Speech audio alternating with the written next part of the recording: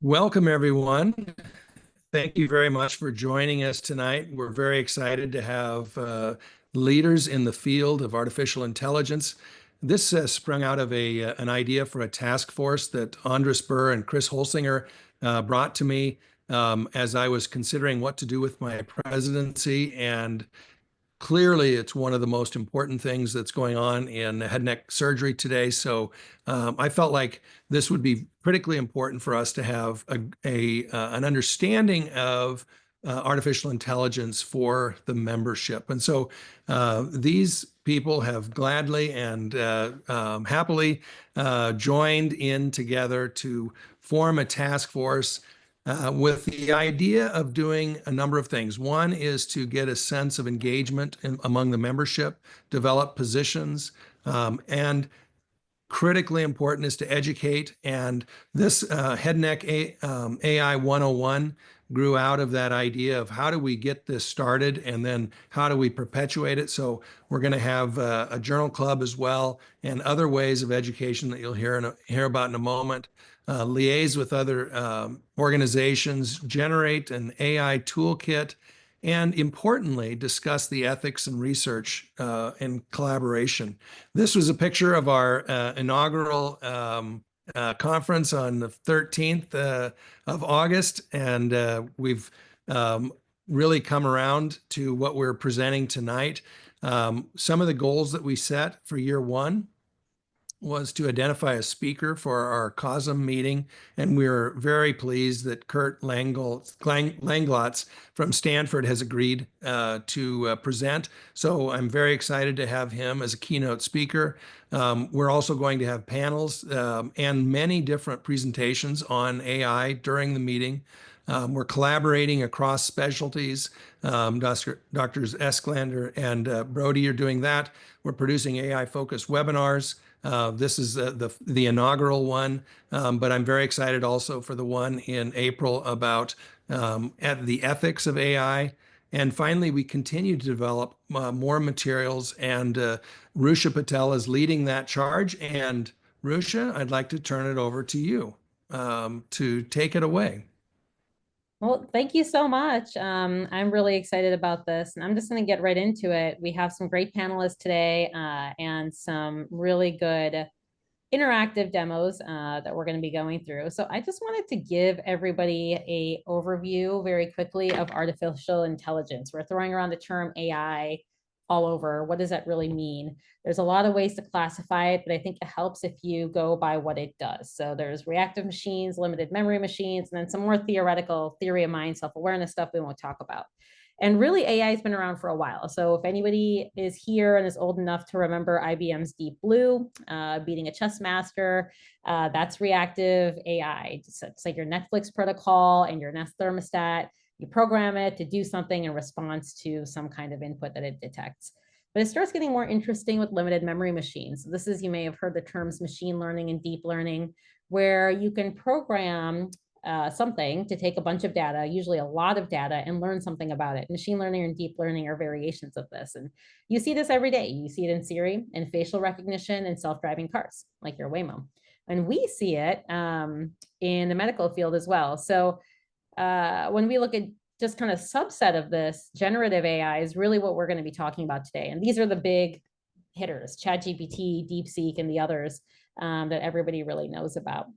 So in terms of what we do, if you look at machine learning and deep learning, that is great for big data mining, imaging review, drug discovery, and we're going to be going through some of those studies that we have in our field for our upcoming AI Journal Club, which we'll highlight at the end. But if you look at what generative AI can do, then you can really do a lot of creative stuff. Make documents, make images, you can counsel patients. And so this is really where ourselves today, our panelists, are going to be focusing. And so with that, I'm going to turn it over to Dr. Brody, and you can take it from there. Thank you, Dr. Patel, for the introduction. And so I'm going to attempt to screen share here now, as this is going to be kind of like a 101 type thing where we're literally doing stuff in real time. And so I was going to start off by sharing my screen to look at ChatGPT right here. I think people can see it currently. And so, I'm guessing most of us in this room, and it's really great to see, I think over 70 people here now in the audience, They've at least tried these large language models, such as ChatGPT or Claude, which I'll also show. And basically, you can ask it a question and it'll start answering right away. And it kind of creates these tokens, these little snippets of words that just kind of run in a line. And this is all just statistical analysis where it's just predicting the next best word. But with the newer models, so we have GPT 4.0 that is up right now. There's other models that can reason. So it'll kind of create the output, then analyze the output, then then create a response. But there's this newer function called deep research, which I think is pretty useful to replace your medical student who is doing research for you. That's not really the case. We still, I think, need people to do research with us, to mentor them, to be mentees. But it is a very helpful way of, I think, reviewing the literature. So right here, this takes a little while. And so let's ask it a question. I'm going to give a presentation, let's say in the future, on I am giving a presentation on de-intensification in oropharyngeal cancer. I can misspell things and it'll correct it for me. Can you do a comprehensive literature review on oropharyngeal cancer treatment de-intensification in the primary chemoradiation setting and the primary surgery setting? And so I ask it for this, and this is kind of the standard response. It just starts kind of answering right away, gives a bunch of responses. But I don't want to do that. I kind of have this, thing that's kind of running right now. I'd like to do a deep research response. So I'm going to stop this, and then I'm going to ask the same question. And down here, you can see these different buttons. There's search the web, and there's deep research. And I can do 10 of these until April 25th. I'm not sure if you can see that, but this is incredibly computationally intensive. I'm going to burn down a forest or burn like a dram of oil right now to give you this response. So we'll do a deep research response where I'll click on this. Now it turns blue, and I'll do the same thing. And so now it asks me a few questions in response because it's going to be doing a task for me. This is kind of like an agent that's trying to do research for me. It's an agentic response. So who's my target audience? It's going to be oncologists. Do I want to review the focus only on HPV positive oropharynx cancer? See, I forgot to ask it if it was HPV positive or negative. So this will be HPV positive. And then let's prioritize the past 10 years as it recommends. And then I'd like to look at survival outcomes as well as quality of life. And then please include all key clinical trials. And then it'll do a deep dive for me. So once I ask for that, it says, hey, I'm going to do this for you. And it's starting the research. So this is not immediately giving me an output. This is researching. And I think if I click on this, it might show, I'll come back to this later, but basically this is going to take a little bit of time. This might take the next 5 to 10 minutes. So I'm going to stop sharing this screen for a second. And I'm going to go into a different aspect of generative AI for a short period of time. And we'll come back to this in a few minutes. So let's go to this PowerPoint that I have here. And I wanted to briefly talk about, hopefully people can see my presentation here. And let's talk about some of our ambient AI that's available now. So Dr. Armanian is going to be talking about ambient AI. But right now we're using, instead of this deep research, which is currently actively researching for me right now, for the past month or so, I've been using this ambient AI or DAX Copilot. So people in this audience, I'm assuming, have used Dragon. Dragon is a natural language processing software that basically just you talk into a microphone and it records your text, your speech to text. But Dragon has created this Dragon ambient listening software where it not only listens to you, you can just kind of put stream of consciousness thought into your conversation with a patient, and literally it will turn that into a note. And so what happens is you have this DAX Copilot that you see in Epic, and you take your phone out, you open up Epic or Haiku, if anyone uses Epic in this audience, you put it on the table, and then you just talk to the patient. And it listens to you for the entire encounter. And then once you're done talking to the patient, it will essentially summarize the entire encounter. It'll break it into an HPI. It'll break it into a physical exam. It'll break it into an assessment and plan. And you can actually summarize it. You can change the style to bullet points. It actually reacts to what kind of doctor you are. So I'm listed as an otolaryngologist with a secondary application in surgical oncology. And what ends up happening is that, you have this history of present illness. I'm a surgeon, so I like a bulleted list. I'm not trying to write a novel. Although if you want to, you can have it write a novel for you. Under physical exam, you can have a standardized exam, or you can actually program it to look for certain phrases that you're saying. And if I'm not talking about the rectal exam, because unless I want to get sued, I shouldn't be doing a rectal exam as an ear, nose, and throat doctor. I can have it say that if I don't mention it, don't include this part of the exam.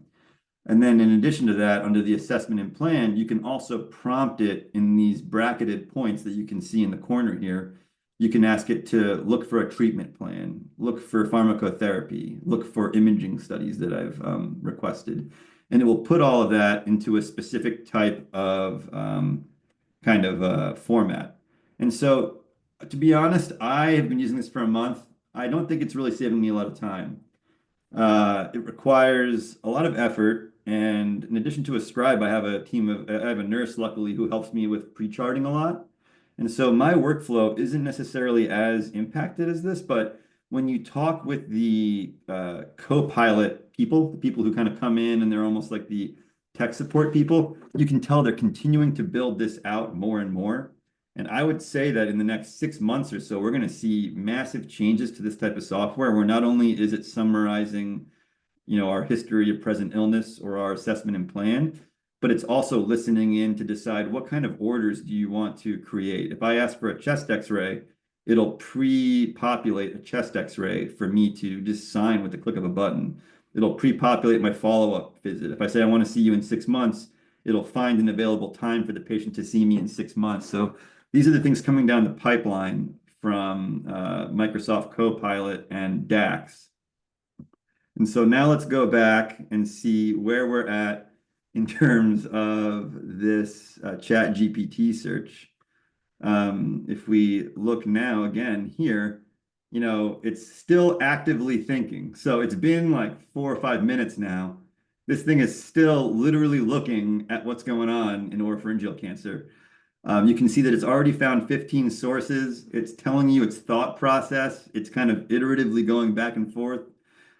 Here, it's looking at search terms of like transoral versus HPV positive.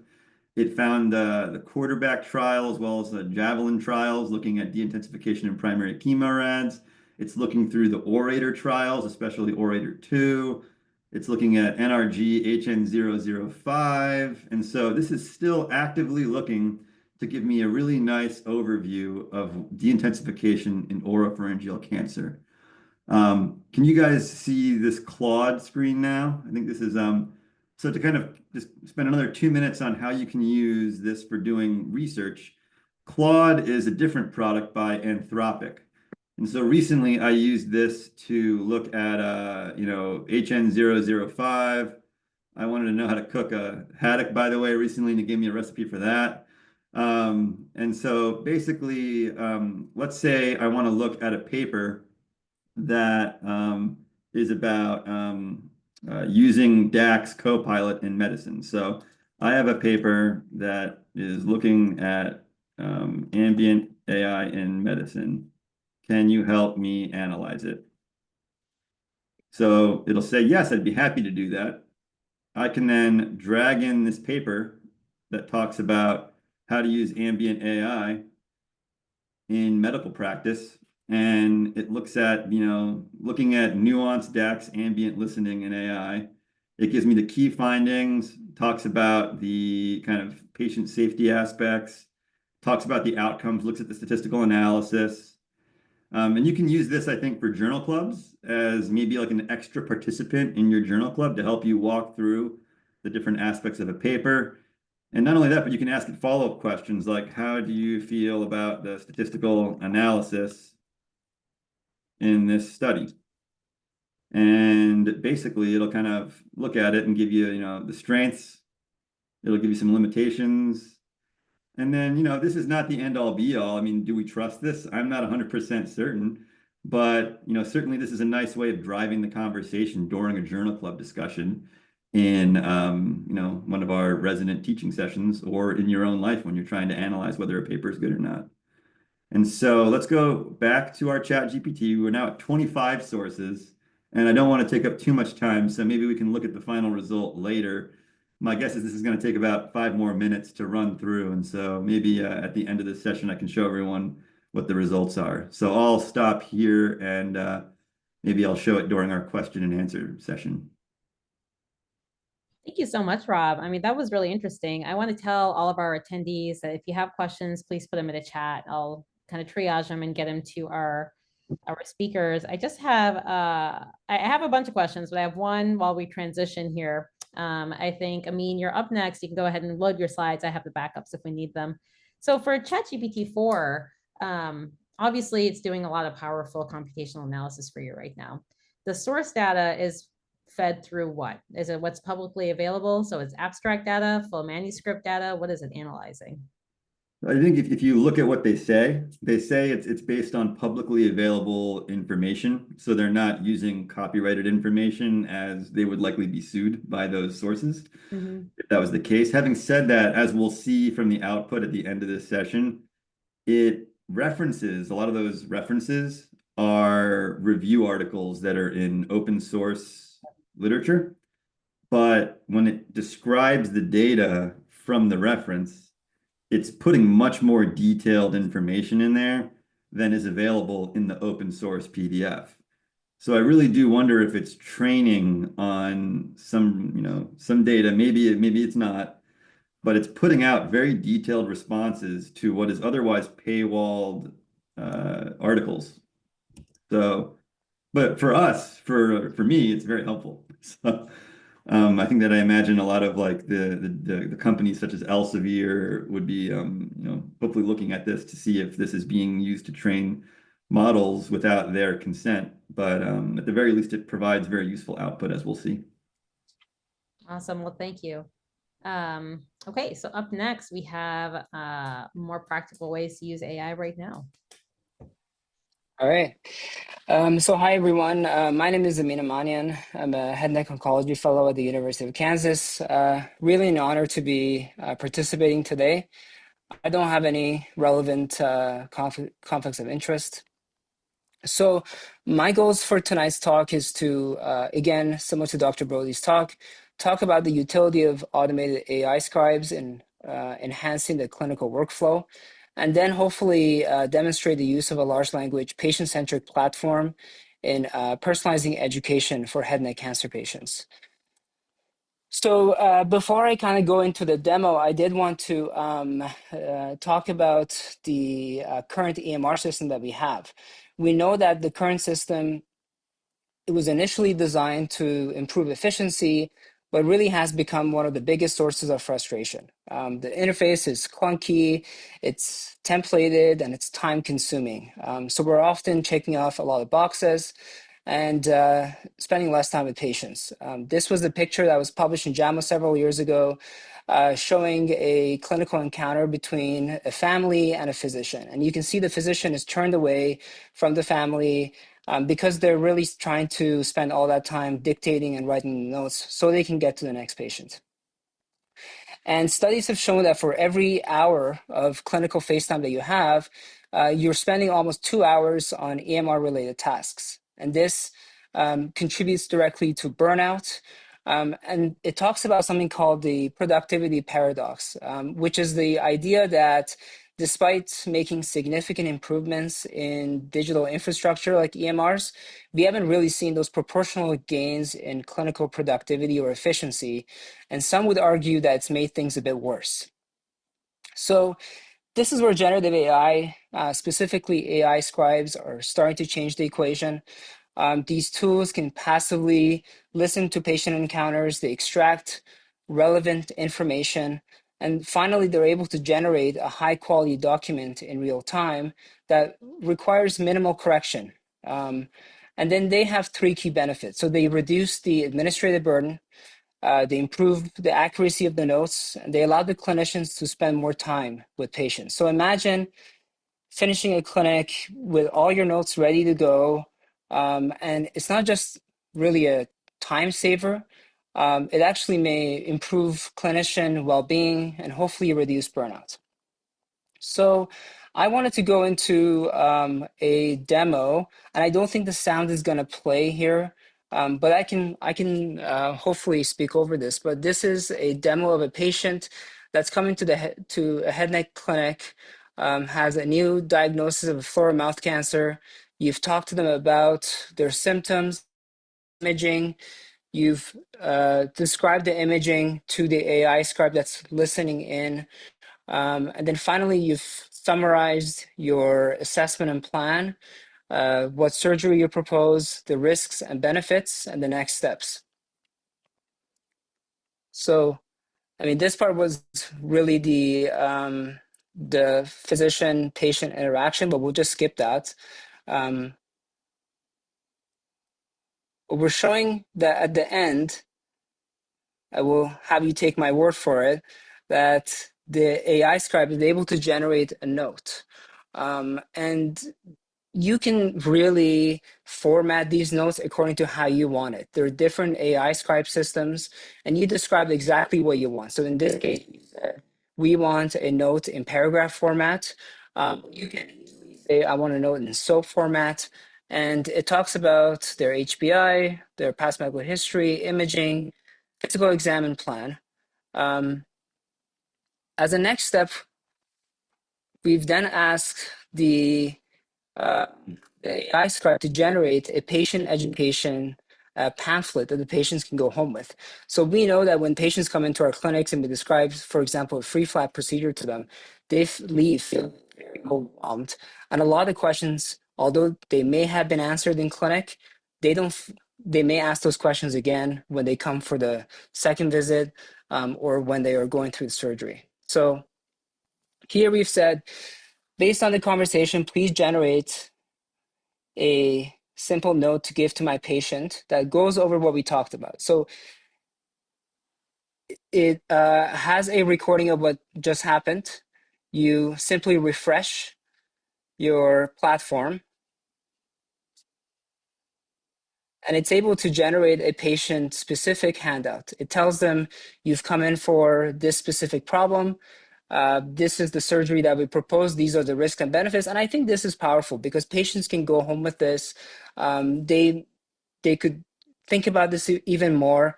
And hopefully they have a lot of questions answered.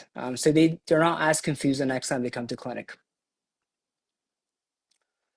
So now I wanted to pivot towards patient education. So when we think of patient education, we really picture generic chatbots. These are these rigid, impersonal tools, and they deliver essentially one-size-fits-all answers. So instead of providing clarity, the patients leave feeling more confused and less reassured. But that's really changing, obviously, with generative AI. Specifically models like ChatGPT, and they've been able to bring a level of personalization to digital communication. More and more patients are now turning away from Dr. Google, WebMD, and they're going towards ChatGPT for their healthcare-related questions. And for many, AI is faster, and it's probably more satisfying than traditional channels because they feel like those answers are a bit more personalized towards their question. Studies have also shown that ChatGPT at times can outperform physicians in a diagnostic accuracy. But when the physicians are given access to these models, their performance really only improves a little bit. So there is a level of mistrust within both physicians and patients that still exists, and that requires additional studies. AI-generated tools have also the potential to draft replies to patient messages. So, we use Cerner or Epic, and patients will message us on these platforms asking questions. And this was a sample looking at the utility of an automated reply. And sure, the physician still had to go through the replies to make sure it was comprehensive, but it was able to generate more details. And the patients actually found that it was more empathetic towards their questions and their problems. So I think we're going from a rule-based, generic answers to something that's more personalized, and I think patients are able to appreciate that. But despite all these, off-the-shelf models like ChatGPT are not really ready for direct application, and that's because they are trained on generic internet data, so sometimes they're not exactly peer-reviewed. They don't have the local clinical guidelines or the specific evidence that we like to use, and they don't update in real time. And there has been cases of hallucination. And they don't always have explainability and traceability, which are essential components to get trust. And finally, there's the issue about privacy and data security.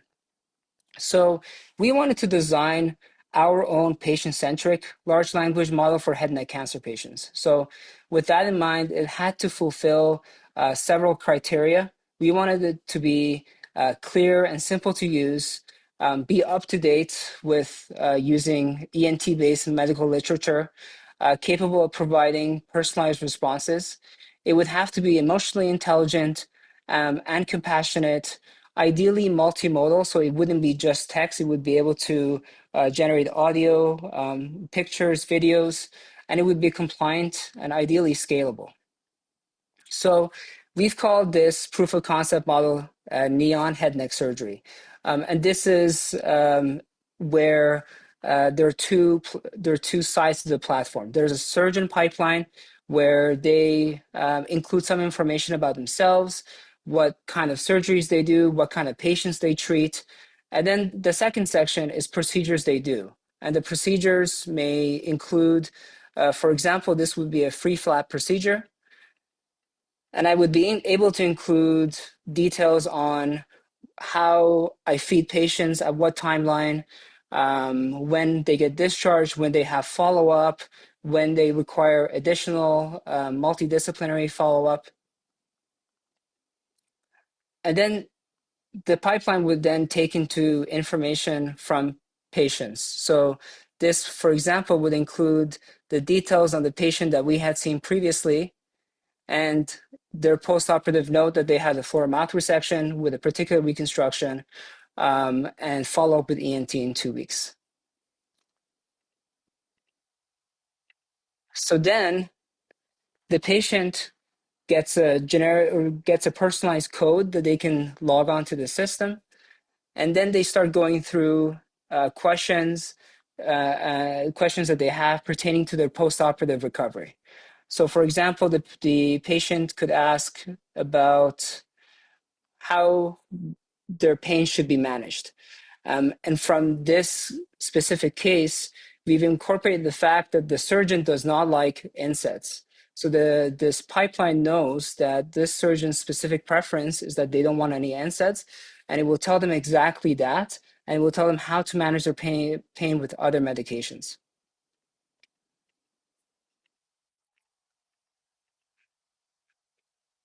Or they may have questions about their swallowing, when they should have follow-up with their speech language pathologist, how they should mobilize, if they should avoid any heavy lifting.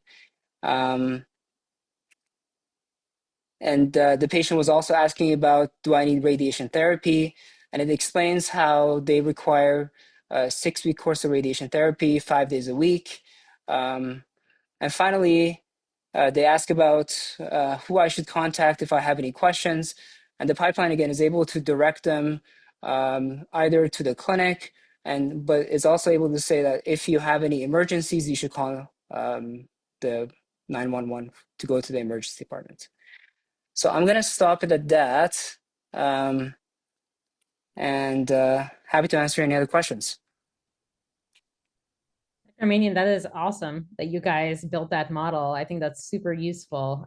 We looked at using various platforms with generative, like ChatGPT and whatnot for patient counseling. And like you said, they perform pretty poorly unless it's guided like this. So I was wondering, the ambient scribe that you showed, Is that another hooking into Epic, or can this be used across other EMRs? So this is a AI scribe tool called Quest. It's not ambient AI. I have no affiliation with it. But it's currently standalone, so it wouldn't be integrated with Epic or Cerner. But I think it has the potential to be integrated, and then that way it could take into patient information in a secure, HIPAA-compliant manner. Okay. And, you know, just quickly searching on my own when this started to become in vogue, there's like 20 scribe programs out there that you can get. Any guidance, I guess, for people that are looking in the audience to pick something? I think for users that are using Epic, there's some that clearly have built-in functionality. But for those who are not, is there any guidance that you have? Yeah, no, I think it's a great question. I think a lot of these automated AI scribe tools offer free trials. So I would encourage the audience to select a few products and see how they work in their clinic settings. Within the ones I demonstrated, it's able to generate custom notes based on how you want it. So if there's an AI scribe that just simply makes a SOAP note and maybe is not able to generate patient handouts or any other handouts that you want, perhaps you should look into other products. So I would look into something that is as comprehensive and as applicable to your practice. Makes sense. Well, thank you so much. So we're going to move on to Dr. Farlow. So we got a question through the audience that I clicked answer live. And so what we're answering live is some ethics questions about AI use and research that we'll answer today, but also in our upcoming next webinar. So I just wanted to mention that. Okay, awesome. Well, similarly, I'm super glad to be here today, and I have already learned a lot. So hopefully, I can share a few points about how to use AI here and now. I was tasked with talking a little bit about medical writing, and you'll see that there's a little bit of overlap with some of my co-presenters here. But the way I think about AI for being an assistant in medical writing is really as a digital colleague or a digital tool. I think Dr. Brody said an agent, and it's just somebody else to help me get my ideas down on paper. And when we think about getting our ideas down on paper, as a surgeon, that means a lot of different things. It can be something super creative, like coming up with a grant application, writing out a manuscript, coming up with education materials, either for our patients, as just described, or our trainees. And it can certainly be the more mundane too. Clinical documentation, obviously, we just talked about that. But we also have to write when we write a letter after a prior auth denial. If anybody has to write business proposals or things to ask for more equipment or expand clinical programs. And then we all have had to write letters for colleagues and trainees by this point. So there's a lot of different applications for medical writing. I'll go through just a few in the 15 minutes or so that I have, but these are AI generated points of ways that you can use AI. So for manuscript and grant preparation, as you can see here, there's a lot of different things you can do. I just picked out a few of my favorite LLMs for different use applications. And I should disclose that I have no relevant financial conflicts of interest with any of these folks. And in fact, I will also say that while I did subscribe to ChatGPT early on, now I just use everything for free. So there's certainly better paid models and fancier features that you can use. But if you're simple like me and you just want to try out some LLMs and other AI tools, you can use these things for these applications. So to talk a little bit about manuscript and grant preparation, if you run out of tokens for deep research that Dr. Brody was showing, and I'm excited to see what that shows. You can use things like this. Connected papers is one for visual learners. Here I put in a paper that actually Rusha Patel and others had written. I just put in the DOI identifier and it generated this map of connectivity with other papers related by content or authors. It has a heat map by year, and then the size of the bubble is how many citations, I believe, and you can change that. But if you're just looking for if anybody's published anything recently about sarcopenia in laryngectomy patients, this is one way to utilize AI for your advantage. and you have a number of free maps that you can do every month. This is using a tool called Elicit. And I should say at the top of most of these slides, I say the exact prompt that I put in. So the prompt is just what you write into the AI user interface directly. So here I said, well, I'm interested in studying drivers of financial toxicity and specifically looking at association with survival and potential interventions. So Elicit, at least the free version, will evaluate a certain number of papers, and you can put in some specifications and even this score threshold that you can see on that lower right-hand side to help include and exclude papers. It's not quite Prisma methodology for those of you who do systematic reviews, but it's a nice, quick and dirty way of just seeing what's out there if you're thinking about entering a new field of research. Some more things along the grant preparation, research, and manuscript pipeline. If you're writing a grant and you reach writer's block, where you really just need to write out a few specific aims and write out some statistical considerations, you can just chat with an AI as a colleague or somebody else on the study team. Say, listen, I really want to study the differences between patients at my institution versus a national database, and my general surgery colleagues are using NSQIP. So this is the type of project that I would like to do. This is using Copilot, which is a nice one because many institutions will have a subscription to it if you're in an academic institution. And so specifically for my institution, our institutional license allows us to put in or to use Copilot without actually having any of the uploaded data go back to train the model, meaning it doesn't go back to Microsoft headquarters and be used in potentially nefarious ways. So here I give it a little context that I want to write a grant that's going to be reviewed by other academic head and neck surgeons. And this is what it generated. It's not perfect, but again, if you just need to get some words on paper, this is a good starting point, and you can certainly refine it from here individually or chat with the LLM further to make it more refined.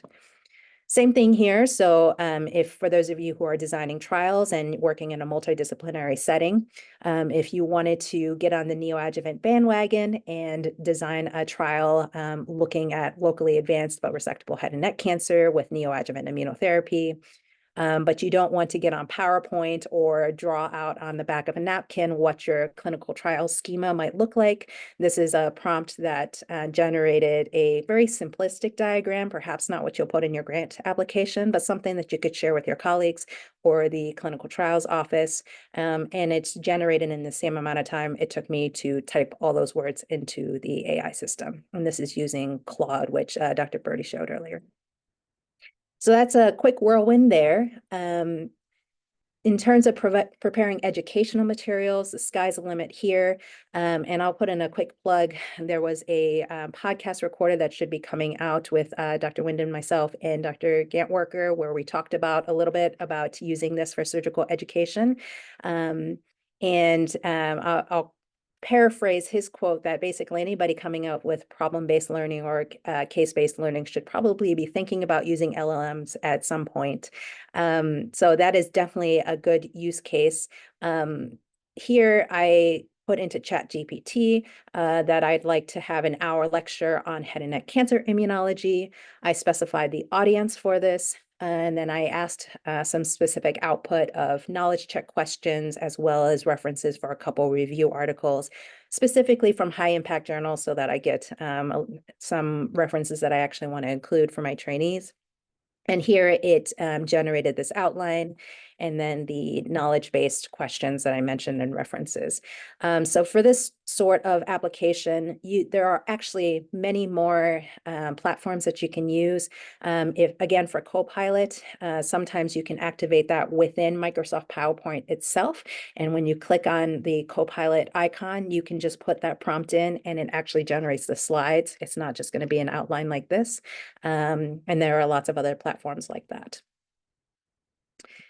This is an AI platform that I haven't used very much, Notion, but it allows you to pull in a few different pieces of information. So here I asked it to generate a table to break down potentially a more complex topic. And many people may be aware of this this type of reference, but this is the open access surgical atlas available. And here they had a paper written about facial reconstruction techniques with local flaps. This is not behind a paywall. This particular resource is making it freely available to everyone. So I just put in the link and asked for a table, and this is what I got, along with some important considerations that they drew out from the prose written by the authors. So if you're providing something for, let's say, even grade school individuals or for public health education, you can have them generate infographics. I haven't been super impressed with all of the LLMs, but you can get something pretty basic. Claude's nice because it'll write out the actual code that it is generating a visual from, and this is ends up being the infographic that it created. And these tools will just continue to get better day by day, week by week. So anticipate that to be getting better. We talked about problems-based and case-based learning. You can easily generate a bunch of board-style questions. So here I asked for indications for adjuvant radiation and oral cavity cancer. And you can see that it has a decent question. If you play around with it yourself, you'll see that these definitely have to be modified. So caveats there, but it's a good starting point. Letters of recommendation, just checking my time. So I won't spend too much time here. Just like when I said you can use LLMs for manuscript refinement and writing, I think a lot of people on this call have probably used it for saying, please change the, or even make this more concise, make it fit within my word count, and change the level of audience for whatever you're writing. Letters of recommendation, people have probably played with as well. I will say, just to give a couple examples of ways that you can refine using it for letters of recommendation. Here, I just asked for a generic one for somebody applying to residency, but I would encourage people to put in specific things that they have found, just like you would if you were to spend time writing a letter like this. Here, I talk about interpersonal dynamics, a little bit about surgical skills expected of a medical student, their interactions with patients, and whether or not they have a keen research mind. And this is generated extraordinarily quickly. Obviously, it has to be edited, but it's a nice starting place. Letter of rec for colleague, here again, I'll just say if you give it specific examples of how your colleague reduced length of stay for free flat patients and leads M&M for the department, it pulls together a pretty nice letter that, let's face it, not everybody's going to read very carefully anyway. So it's a very, very useful use of the LLM. In the last couple minutes, I just wanted to mention how you might make the most of LLMs.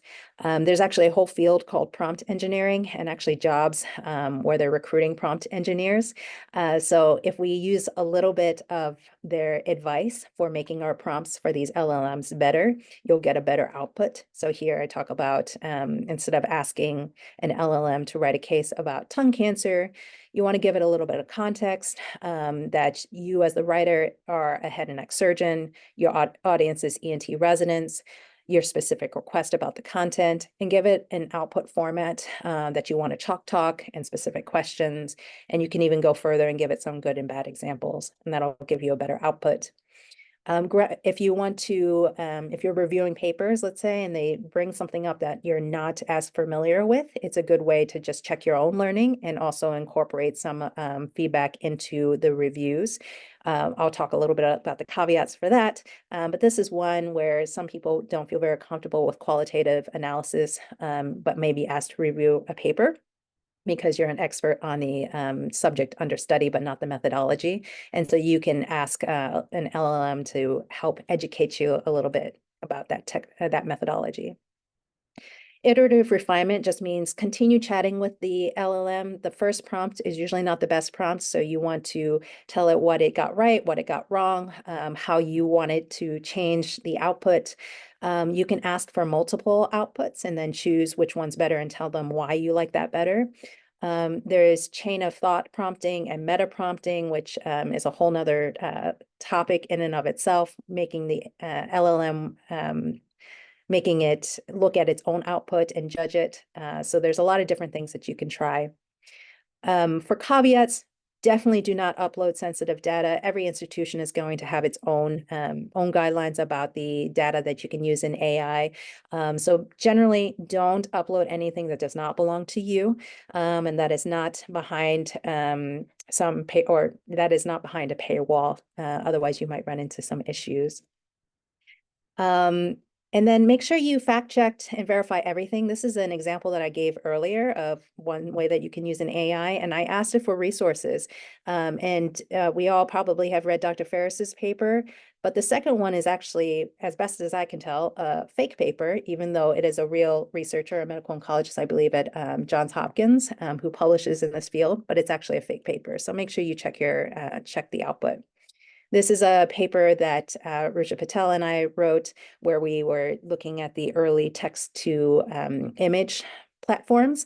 And we asked a couple different platforms, what does a surgeon look like and what does a nurse look like? So this is just a reminder that whatever your algorithm is trained on, it will perpetuate those biases in its output. So you might guess that the first row, I asked for 4 different images of a surgeon, and the second row, I asked for 4 different images of a nurse. And different platforms provided different types of output, but some were more heavily biased than others.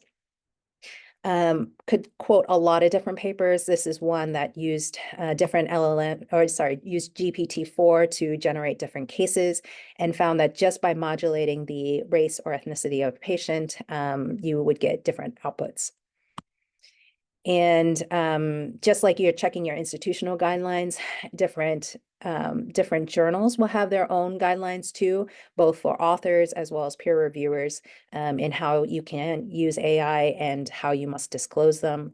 And different societies will also have guidelines or at least principles by which you should follow when you're completing work. Image generation is a whole nother topic, and I said there was a caveat for that earlier if you're going to use it.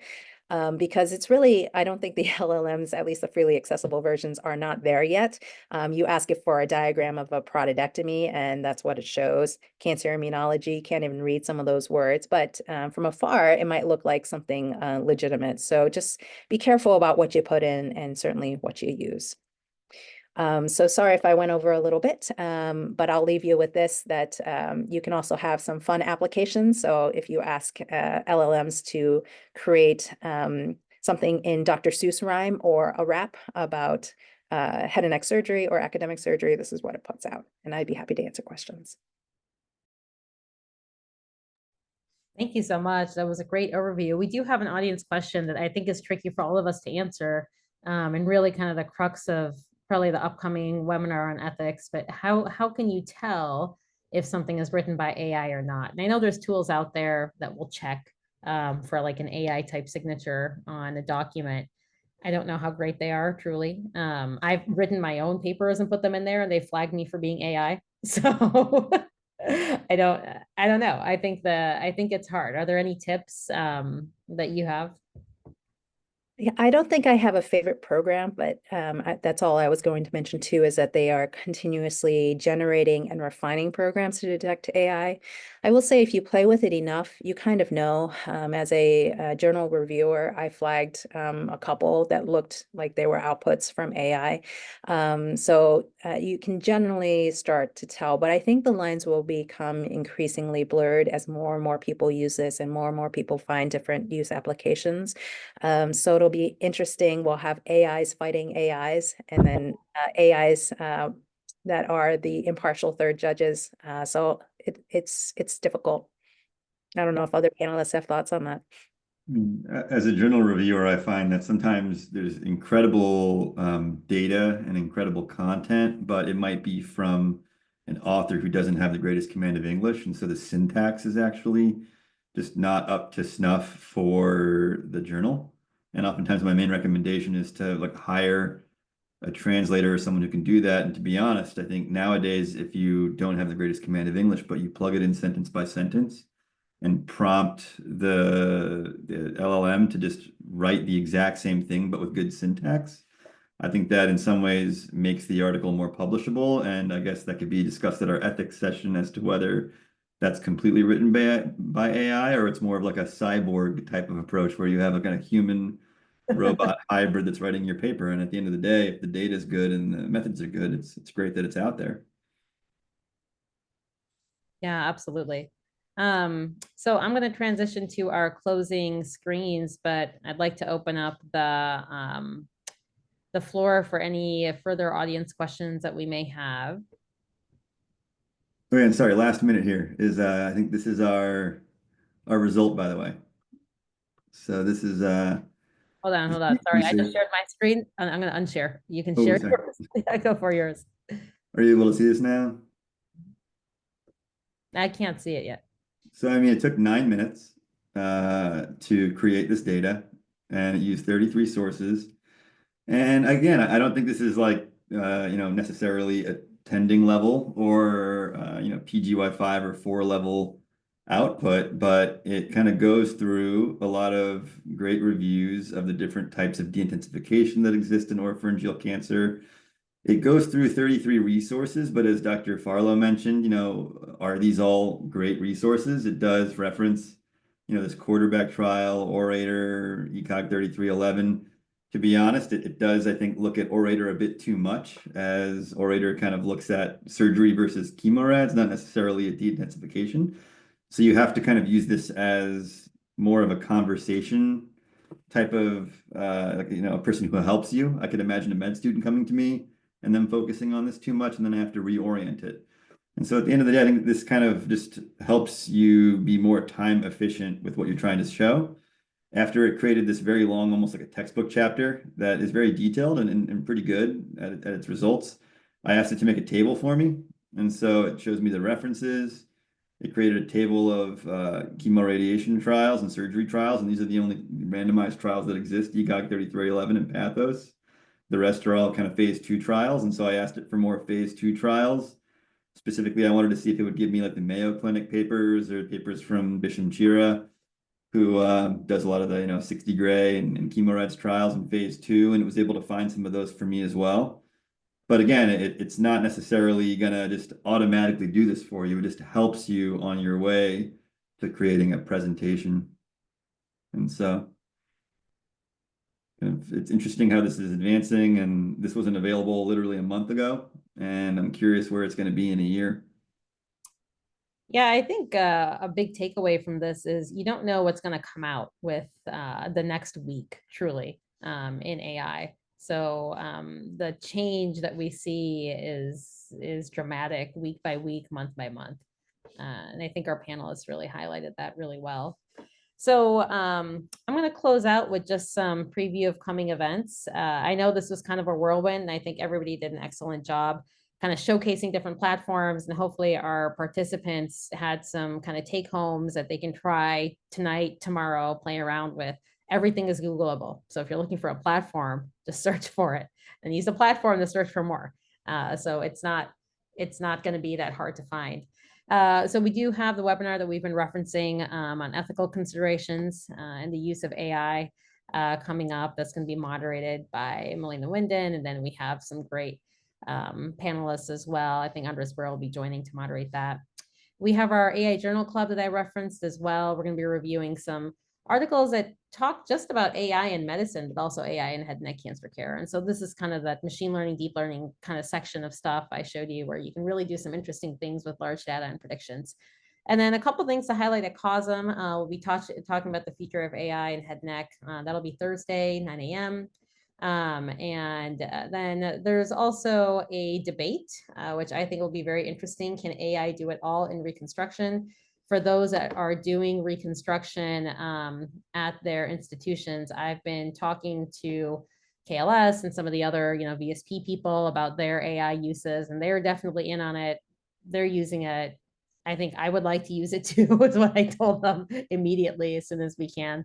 So I think some of those conversations will be very interesting. If anybody is interested in being involved more, here are the two contacts, Andres and Chris Holsinger, who've just been awesome, and Ocean as well, who's helped us out. Thank you guys, panelists. Anything else you guys can think of?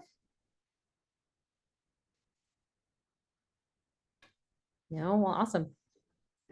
We will let everybody get back to their night. Thank you, everyone. Thanks.